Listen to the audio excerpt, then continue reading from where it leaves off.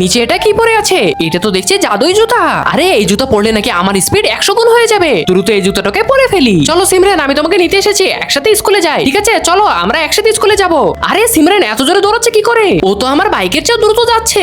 আরে আমি দ্রুত স্কুলে চলে আসলাম। স্কুলে এসেছো তো কি হয়েছে, হোমওয়ার্ক করেছো? স্যার আমি তো ওটা করতে ভুলে গিয়েছি। দাঁড়াও, এখন তোমাকে পানিশমেন্ট দিব। আরে ও গায়েব কোথায় হয়ে গেল?